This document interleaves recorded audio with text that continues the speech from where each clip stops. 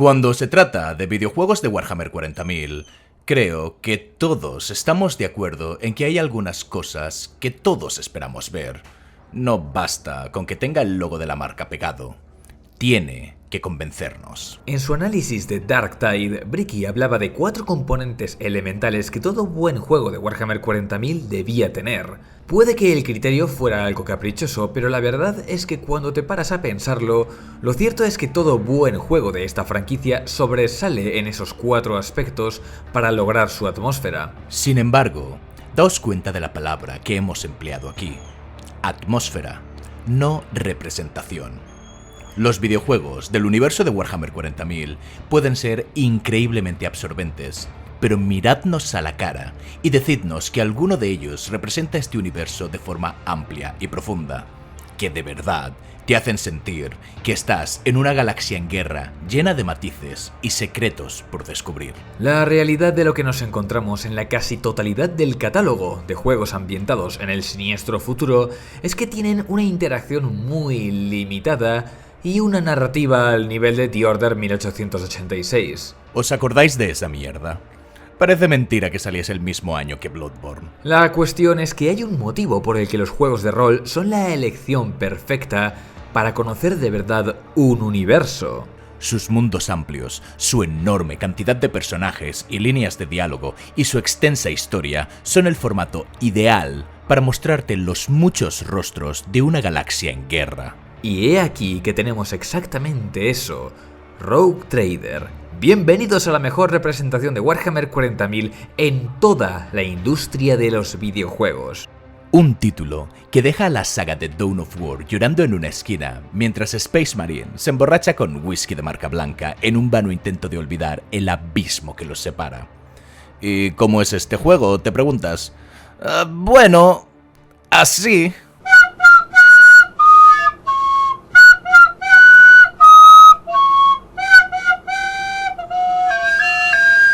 Lo sé. Algunos os estáis preguntando que cuántas rayas me he metido antes de escribir este vídeo para decir que esto que os estoy enseñando es mejor que la saga más querida de Warhammer 40.000 y el último fenómeno en formato de videojuegos de la IP que ha vendido millones. Cuando Rogue Trader apenas ha vendido más de 1 millón de copias. Y respecto a las drogas, no pienso responder sin mi abogado delante. Pero la cuestión es muy simple. Este título tiene algo que los trabajos más conocidos de la IP suelen carecer: pasión creativa y amor por el material base con el que trabajan.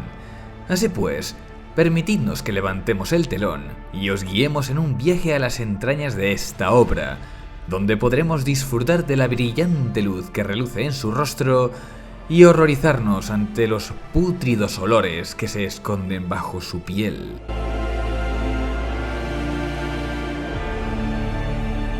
Si os digo el nombre de Owlcat Games, seguramente me miraréis raro y no me extraña. Son los desarrolladores de este juego, y en el pasado solo han desarrollado otros 2 títulos: Pathfinder Kingmaker y su secuela, Pathfinder Wrath of the Righteous. Este es un estudio que se centra por completo en los CRPG, siglas en inglés de juegos de rol en ordenador.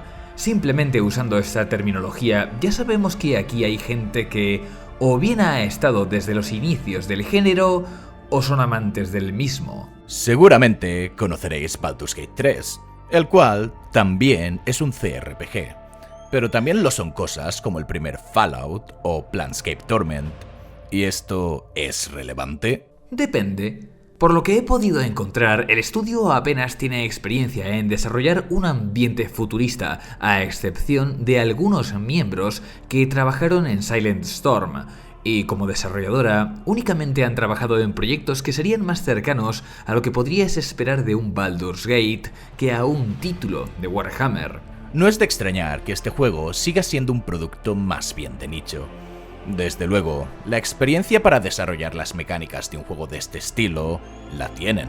Pero ¿cómo de bien han sabido captar el espíritu de Warhammer 40.000? Vamos a verlo.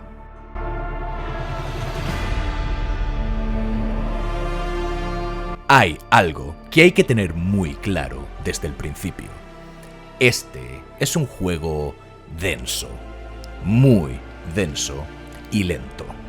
Tirando de la comparación facilona, Baldur's Gate 3 es como jugar una partida de rol con tus colegas un sábado por la tarde. Pero lo que esto significa es que tienes esos elementos de absurdidad, diversión, ideas locas y libertad de hacer casi lo que quieras. Todo lo que encontrarías jugando en un grupo de rol en un ambiente mucho más cercano, casual y familiar. Para los entendidos, es lo que podría ser un estilo de Dungeons & Dragons quinta edición, donde se ofrece suficiente profundidad para tener variedad y builds, pero las opciones no son abrumadoras ni la profundidad demasiado grande como para que el sistema en sí ya sea un gran impedimento para jugar si eres alguien nuevo en este hobby. Rogue Trader no es así. Rogue Trader es la traslación de esos reglamentos de rol más antiguos, llenos de dotes, opciones y reglas específicas para prácticamente todo lo que se te pueda ocurrir. Ese tipo de juegos de rol donde antes de poder empezar necesitas que tus jugadores se hayan leído uno, o en ocasiones 2 o 3 manuales, para que una partida fluya de una manera más o menos ágil, a no ser que quieras omitir reglas o aplicar reglas de la casa para simplificar. Esto le ofrece al juego una profundidad, en especial a sus combates, enorme, pero siendo justos, los niveles de dificultad arreglan esto. Quien solo quiere ver la historia no necesitará complicarse la cabeza con builds, items y minmaxeo, pero quien disfrute de ello... ¡oh boy! Pero supongo que antes de nada deberíamos explicar cómo funciona el combate en su nivel más básico. En esencia, estás jugando a XCOM. Cada personaje tiene una cantidad de puntos de movimiento y puntos de acción, y te mueves por un mapa cuadriculado en el que hay coberturas y objetos destruibles. No voy a entrar en los detalles, porque si no, estaríamos aquí hasta la fría muerte del universo, y hay un nuevo Monster Hunter a la vuelta de la esquina que no me voy a perder. Pero en esencia, realizar una acción de ataque cancela cualquier punto de movimiento que tengas. Diferentes habilidades que te otorgan diferentes bonificaciones utilizan los puntos de acción. Además, cada arma, ya sea de melee o a distancia, tiene diferentes ataques con un coste diferente en puntos de acción. En resumidas cuentas, los turnos hay que planearlos. No solo qué harás, sino en qué orden lo harás, ya que es importante. Esto permite que los combates sean tan profundos, pero también hace que cada turno sea bastante lento. Ya que, si por ejemplo, quieres añadir un bonificador a tu ataque y tu estrategia pasa por siempre añadir ese bonificador a tu ataque, tendrás que usar la habilidad, esperar a la animación y entonces seguir cada vez que quieras atacar. Desde luego no es un gran problema, pero se puede hacer repetitivo hasta que te acostumbras y es el precio a pagar por un control absoluto y certero de qué hará cada una de tus habilidades y qué casillas se verán afectadas por ellas. El combate espacial funciona bajo, más o menos, las mismas reglas generales, pero añadiendo las suyas propias, que son, en esencia, diferentes armas pudiendo atacar a diferentes partes del espacio, la obligatoriedad de tener que moverte una distancia mínima en cada turno, las naves teniendo escudos que pueden recargarse y demás detalles en los que no entraremos. Pero volviendo a los personajes, builds y objetos, tienes de todo. Simplemente la lista de objetos con diferentes bonos para tus personajes es tan larga que si tuviera que leerlos todos a la vez, esto sería un vídeo más largo que el análisis de Final Fantasy XVI. Y eso únicamente leyendo opciones. Aquí radica una de las bazas y a la vez uno de los peores defectos de este juego. Veréis, si te lo tomas con calma, el juego te explica todo lo que debes conocer si quieres pararte a leerlo. El problema es que se aplica esta filosofía a todos los aspectos y mecánicas, y como estamos hablando de Warhammer 40.000, hay muchos aspectos sobre los que tratar. No solo tenemos las builds de los personajes, sus objetos y clases, incluyendo cosas como reglas específicas para personajes específicos, clases híbridas, poderes psíquicos y demás. También tenemos los viajes por el Immaterium, las rutas, la exploración de planetas, la extracción de recursos, rumores que puedes seguir para desbloquear contenido secreto, manejar y dirigir diversos planetas y colonias y las batallas entre naves espaciales. Hay muchísimo contenido, pero irónicamente, casi todo este contenido sufre a la vez de tener demasiada importancia sin ser lo suficientemente interesante o profundo. Pongamos ejemplos. En el juego puedes manejar varias colonias.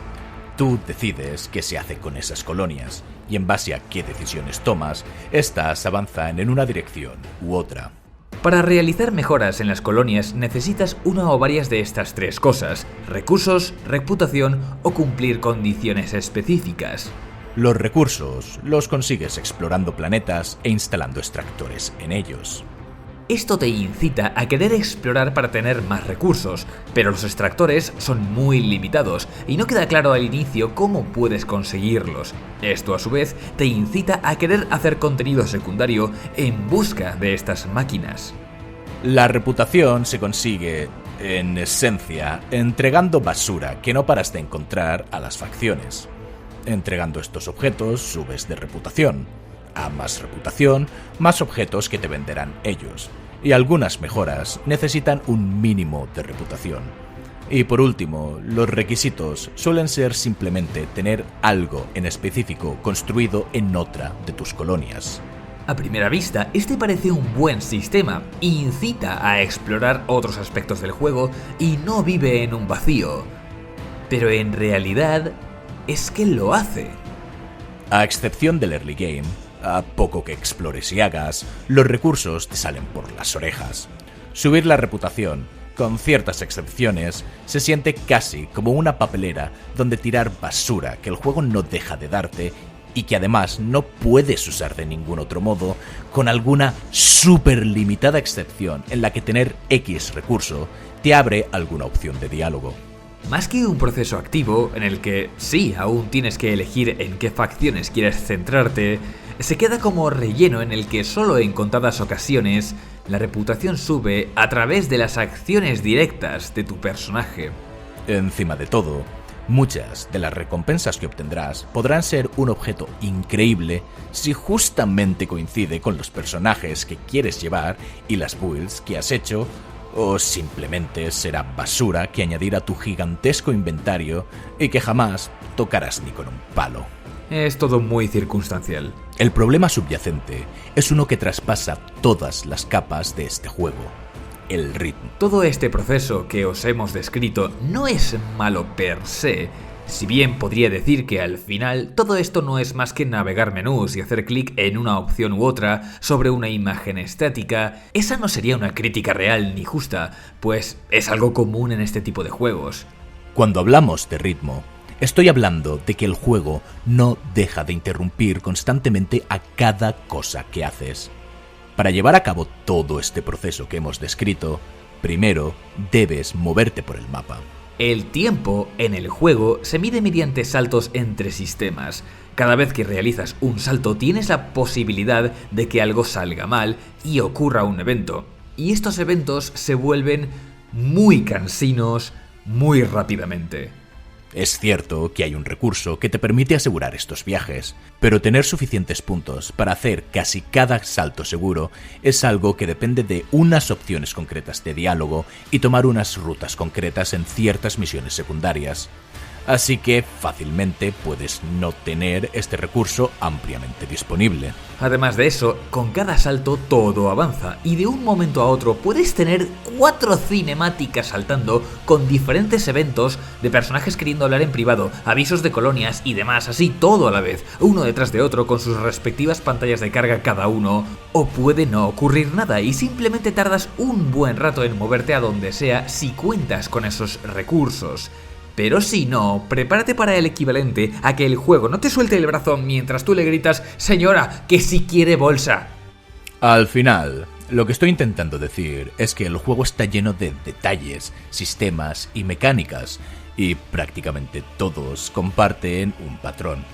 Se sienten interesantes y originales cuando te los presentan, pero se vuelven mundanos, repetitivos e incluso un incordio hacia el final del juego. No exagero cuando digo que tengo conocidos que adoran la narrativa del juego, adoran muchos aspectos de este, pero no lo han terminado porque se siente como si el juego quisiera robarte tu tiempo de manera intencional, y la vida adulta te limita el tiempo que tienes disponible para jugar.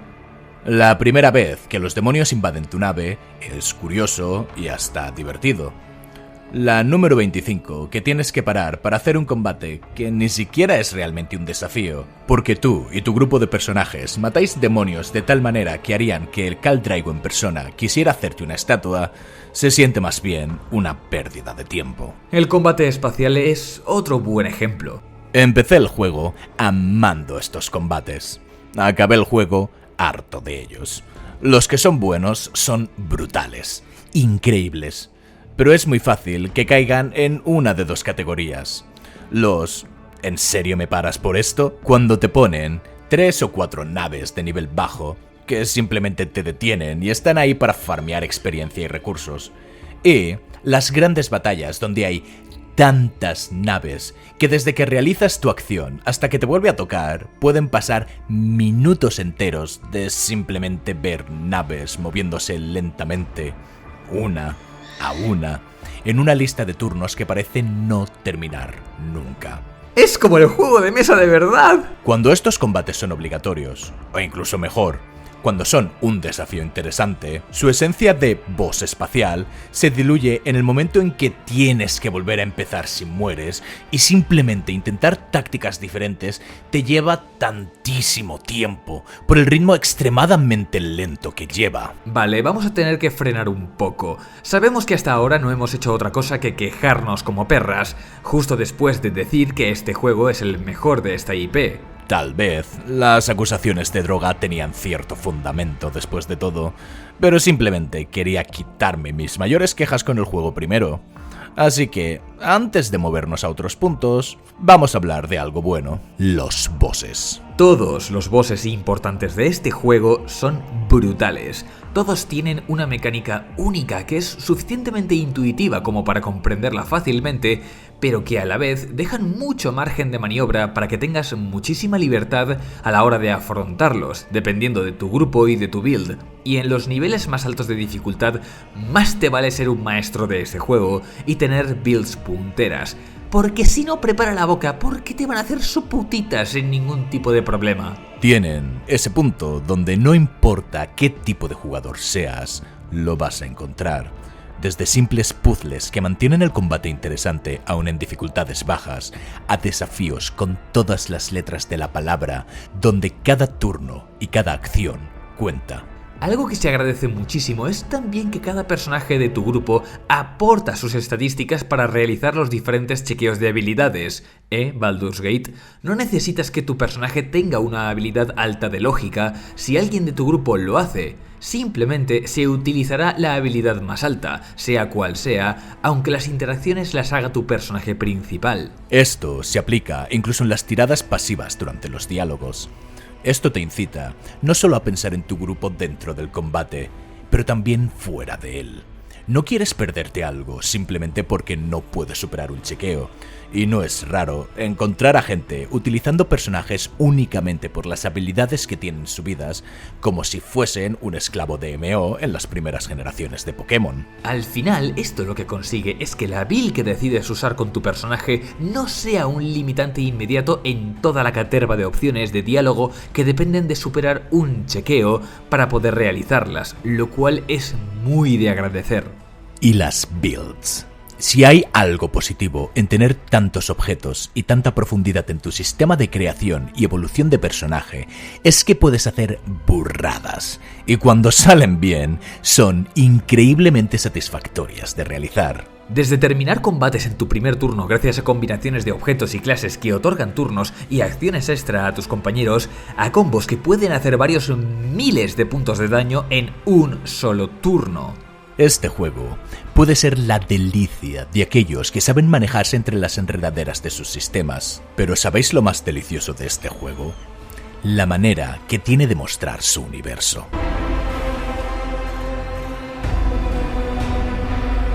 Aquí entramos en la verdadera chicha, la esencia, la pata de jamón en la mesa de Navidad, el caldo de tu abuela.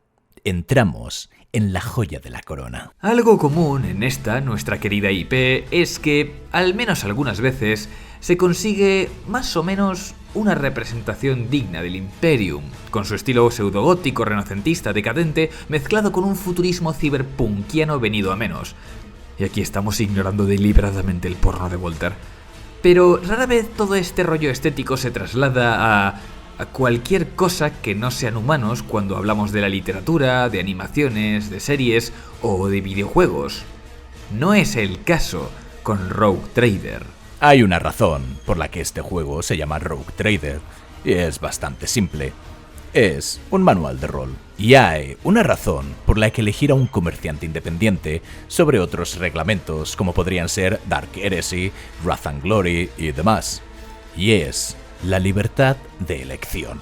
Los comerciantes independientes fueron creados prácticamente para permitirte hacer lo que te salga de los cojones. Son humanos, pero se rigen por las normas del Imperium cuando les conviene. Es como si Warhammer 40.000 y Vampiro la Mascarada, en la versión en la que te toca interpretar al príncipe más mimado y potencialmente corrupto posible, tuvieran un hijo, y te encuentras con esta maravilla en un setting donde las reglas se desdibujan por completo. Donde se otorga libertad y poder para afrontar cualquier trama que quieras y queda a tu disposición qué camino quieres tomar. Pero aún así, tener que afrontar las consecuencias de tus actos, y aún así, seguir teniendo libertad como para afrontar dichas consecuencias. ¿Prefieres un camino militarista? ¿Prefieres ser un galán con lengua de plata? ¿Un comerciante sin escrúpulos que arregla todo mediante tratos que no puedes rechazar? ¿Buscar poderes donde no deberías en pos de poder personal o por la gloria del Imperium? ¿Notes en las cobillas? El número de caminos es tan vasto como el Immaterium. Y esa es la esencia que impregna este juego. Consigue representar a la humanidad en todos sus aspectos, abrazando lo que la hace interesante, pero sin perderse en glorificar mierdas. Aquí, la gente lo pasa mal, y tú puedes ser el causante de ello. Y desde luego, siempre hay una ganancia por hacerlo, pero no por eso dejas de ser un trozo de basura infecta.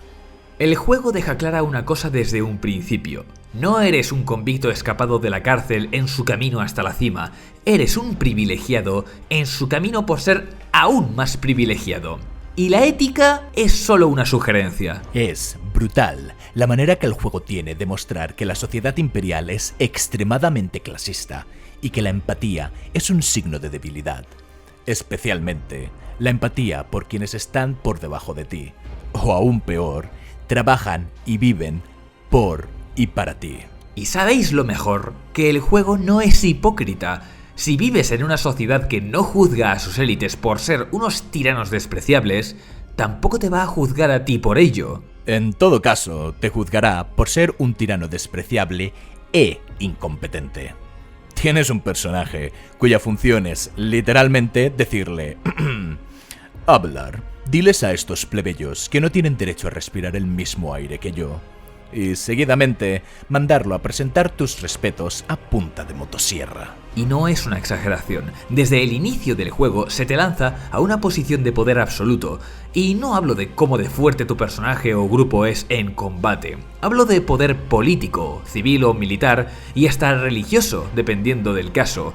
El único ejemplo que también se nos ocurre de un juego de rol que te ofrece poder político de esta clase es Tyranny.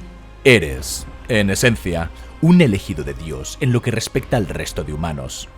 Todas las normas que se aplican a la sociedad no se te aplican a ti. La diferencia que te separa incluso de los oficiales de mayor rango de tu nave es tan grande que ni siquiera las familias aristocráticas de más rancio abolengo pueden toser sin arriesgarse a que decidas exterminar a toda su dinastía. Cosa que puedes hacer y por la que nadie te va a mirar demasiado mal. De ahí es de donde proviene tu libertad. No es un sentimiento a lo One Piece donde buscas tu propia libertad contra un sistema que intenta oprimir y bla bla bla bla bla. No. Tú eres el sistema opresor. Tu libertad se basa en la esclavitud y servidumbre de millones de personas. Y la gente bajo tu mando está tan acostumbrada a cómo funciona el Imperium y cómo actúan sus líderes que, en esencia, cualquier opción que no sea tomar el camino más rápido, sencillo y económicamente beneficioso será visto como raro por muchos de los otros personajes que te rodean. ¿Por qué molestarse en escuchar las quejas de una revuelta de trabajadores cuando organizan una huelga en contra de las fuerzas de seguridad que los matan a palizas y los castigan con dejarlos morir de frío, cuando puedes simplemente expulsar toda su sección al vacío y cargar miles de personas en el siguiente planeta para que hagan el mismo trabajo. Después de todo, tu tiempo es, casi literalmente, oro.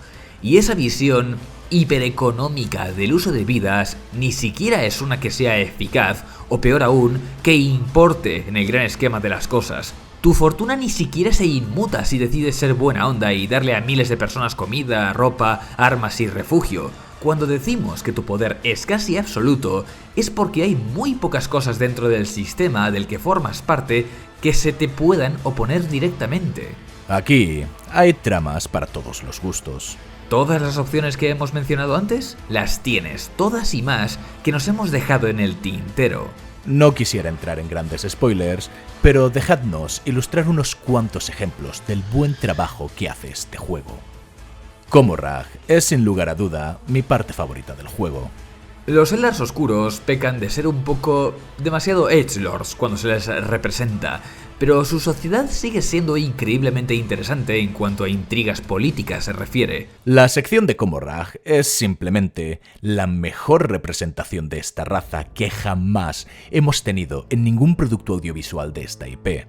Ya no solo es una trama que, joder, tiene sentido, que tarda en desvelarse, es que es respetuosa hacia ellos. ¿Sabíais que los Eldars oscuros roban soles? No, eso no lo inventó este juego. Siempre ha sido así, como alimentan de energía a la ciudad y a los subreinos. Y sin embargo, algo tan importante, algo que literalmente condena a la muerte a sistemas estelares enteros, es algo que se ignora y se olvida en el resto de la IP. ¿En qué otro sitio habéis visto a los Eldars oscuros robando soles? ¿Sabíais siquiera que esta gente mantiene tecnología que deja en ridículo lo que la humanidad hizo en su apogeo? Y sin embargo, no necesitan recurrir a ello. Esta gente son piratas, expertos en emboscadas. Ellos no se quedan a defender un territorio. Atacan, saquean y se van. Por eso son tan temibles como enemigos. Porque un Eldar oscuro ataca donde quiere, cuando quiere y como quiere. Así que encontrar buenas razones por las que un asalto Eldar oscuro sale mal suele ser complicado. En la narrativa nos encontramos con visiones subjetivas que hacen un trabajo un poco regular con esto. Cuando lees algo que se escribe desde la visión de los Eldar, estos son prácticamente imparables. Cuando hablamos de un documento escrito desde la visión imperial, los Eldar son subnormales que parece que aprendieron a hacer la guerra jugando a la tómbola. Es triste y lamentable, pero no aquí. Aquí hay una razón sobre por qué el Imperium ha conseguido detener y destruir estas flotas pirata, que no desvelaremos, pero que tiene mucho sentido. Es una solución elegante que aporta a la trama global del juego. Los cultos Genestealers. No tengo suficientes palabras para describir cómo de bien representados están. El juego consigue que acabes literalmente paranoico, desconfiando de todo y de todos, sintiéndote inseguro por no tomar las decisiones más radicales cuando descubres su presencia. Es perfecto. Es una amenaza constante que cada vez que crees que has conseguido eliminar, vuelve. El juego te pone trampas y te engaña sin ningún tipo de vergüenza, guiándote a confiar en quien no debes, entregándote una falsa sensación de seguridad únicamente para apuñalarte por la espalda cuando menos te lo esperas y tirarte a la picadora de carne con sus mejores deseos. Si tuviera que elegir una sola trama, sería esta sin lugar a dudas. Ya solo por esto, el juego merece un premio. Consigue dar dignidad a las facciones Xeno.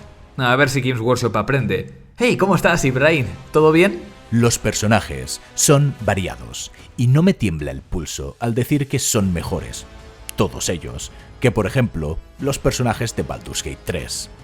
La variedad es brutal, el desarrollo es intenso e inmersivo, tienes familias nobles menores en una lucha constante contra la aristocracia establecida, miembros de un culto que te ven casi como la representación de un dios...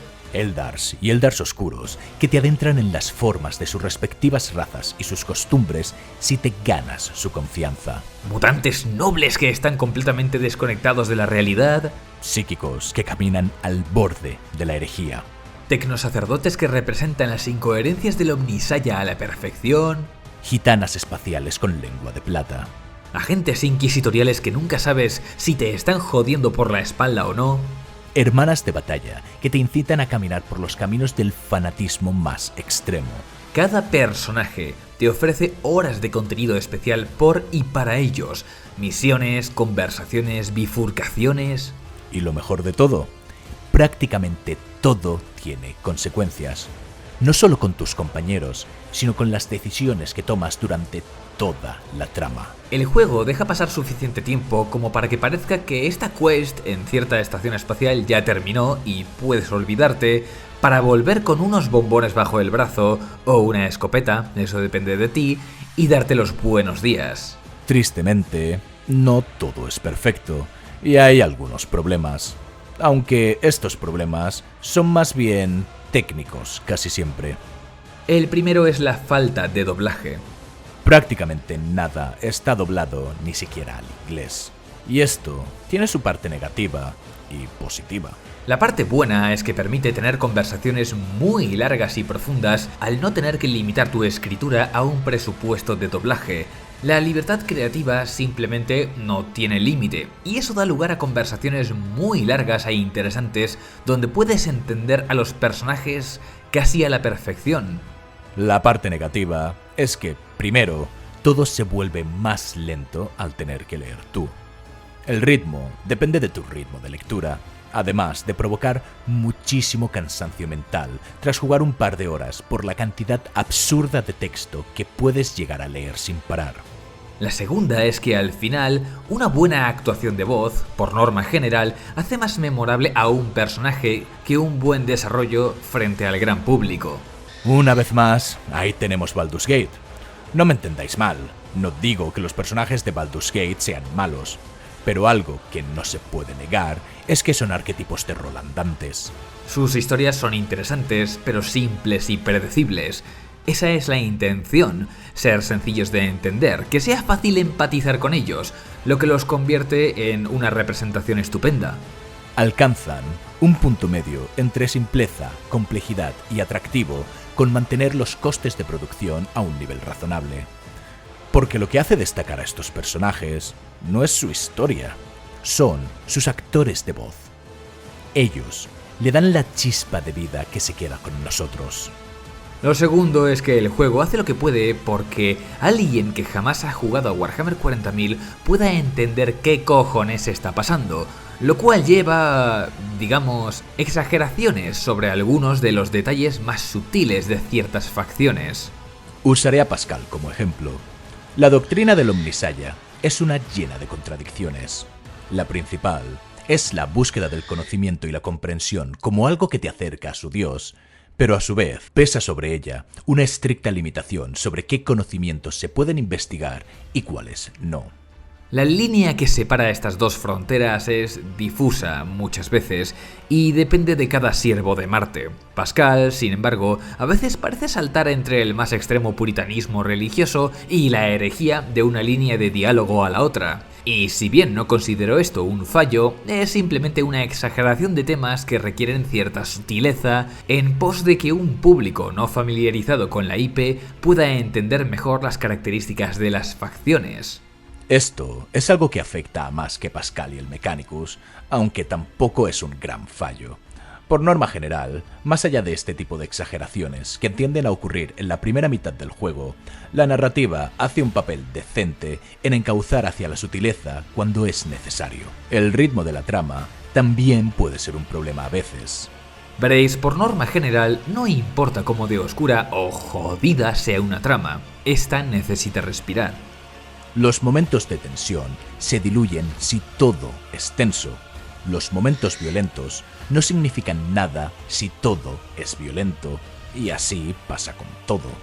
Hacen falta periodos de descanso que no sean simplemente un no está ocurriendo nada para que una trama tenga altibajos y las cimas peguen con la fuerza que deberían. Rogue Trader a veces falla en esto y cae culpable de querer pisar el acelerador a tope, confiando en que el resto de sistemas y el viaje por la galaxia servirán como el respiro que la trama necesita, cosa que no siempre funciona, lo cual es una pena. Porque si las cosas como lo infinito y lo divino o Requiem Infernal nos han enseñado algo, es que dentro de Warhammer 40.000 hay espacio para literalmente cualquier tipo de trama que quieras contar sin que esto empeore las demás, siempre que estén bien escritas. Otro tema es la inconsistencia entre las decisiones de la misión principal y las secundarias. En esencia solo hay 3 caminos principales que seguir: ser un dogmático, ser la abuelita maja del pueblo, que es lo que se llama iconoclasta, o ser el mayor hereje que ha existido en esta región del espacio, o sea, el camino herético. Esto, de por sí, suena bastante limitado, pero a la hora de la verdad, estas opciones se pueden, más o menos, combinar dependiendo del contexto. La cosa es que nada te impide, por ejemplo, ser un iconoclasta durante toda tu partida, pero en misiones secundarias o en la manera en la que organizas tus colonias, ser un dogmático puro y no hay conexión alguna. Puedes llegar a un epílogo, donde a la vez se te considera una suerte del líder revolucionario que está intentando crear un lugar donde todos tienen sus necesidades básicas cubiertas, mientras que a la vez eres una suerte de santo en vida que pone el dogma por encima de todo y queda, digamos, raro. Entiendo por qué ocurre. Parte de la gracia del juego es que tienes tanto poder, tanto dinero, tantos recursos, que tienes que hacer un esfuerzo activo para no ver a la gente a la que estás condenando bajo tus edictos como algo más que un número en una tableta de datos. Pero no me quito la sensación de que se podría hacer algo más para que este tipo de decisiones estuvieran más relacionadas y que no se sientan como pequeñas cápsulas independientes las unas de las otras. Momentos que ocurren en un vacío.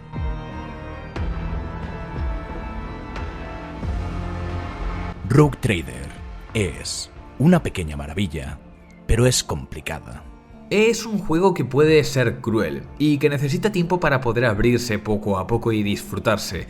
Si tienes prisa, el juego se te va a atragantar. Hay que tomarlo poco a poco y asumir que estás aquí para un viaje largo.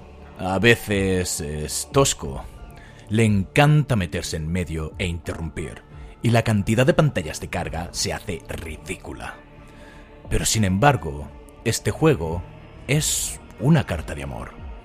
Jugablemente, es una carta de amor a tiempos pasados, a esa época donde los videojuegos eran un nicho y los desarrolladores eran todos unos frikis que simplemente querían poder jugar en PC lo que ya hacían en mesa, traer a la vida lo que ellos vivían en su imaginación. Y es también una carta de amor al universo de Warhammer 40.000. Joder, si hasta tiene referencias a Space Hulk y Battlefleet Gothic. No exagero cuando digo que este juego es la mejor representación de este universo que existe a día de hoy.